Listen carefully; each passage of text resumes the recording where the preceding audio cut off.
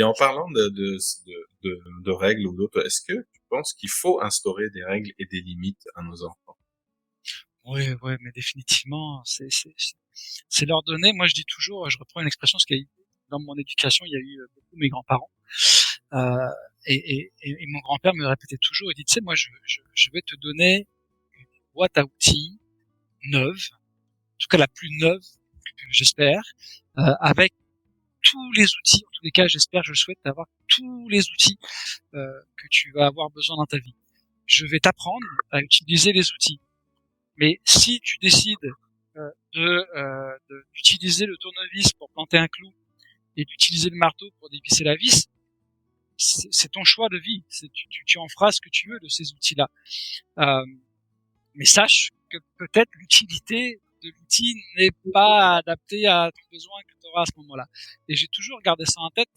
Et aujourd'hui, les limites, pour moi, ça doit pas être des limites restrictives, ça doit être des limites de compréhension.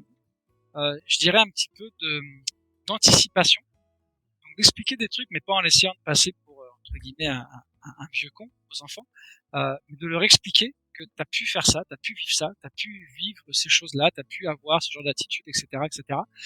Euh, D'essayer de rectifier, mais en expliquant que bah ça reste leur choix. T'expliques, s'ils le refont et qu'ils se rebrûlent, et une, deux fois, trois fois, quatre fois, bah à un moment donné, ils vont finir par le comprendre par eux-mêmes. Donc, pour moi, les limites, elles sont plutôt un espèce de carré de sable euh, qu'il faut éviter de dépasser pour pas se faire mal. Et si tu le dépasses, bah sache tu peux revenir en arrière pour te reprendre justement.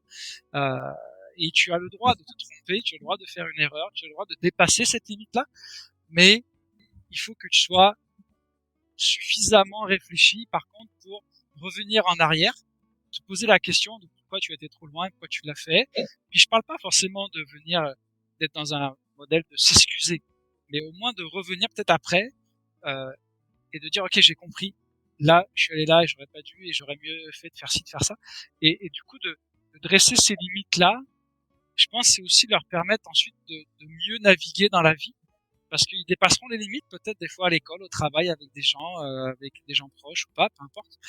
J'espère de façon jamais trop grave évidemment, euh, mais c'est important parce que ça va faire eux peut-être des êtres un peu plus bienveillants, à l'affût, faire attention un peu à ce qu'on va dire, d'anticiper certaines choses, certaines situations. Donc moi c'est plus des limites que je ne veux pas forcément restrictives, euh, mais que je veux juste pour bien les guider, mais que ils gardent une partie de souplesse et qu'ils aient le droit, eux, d'aller au-delà pour voir ce qui se passe et de se tromper et de revenir. C'est Non, un bah, peu ça ma philosophie, en fait.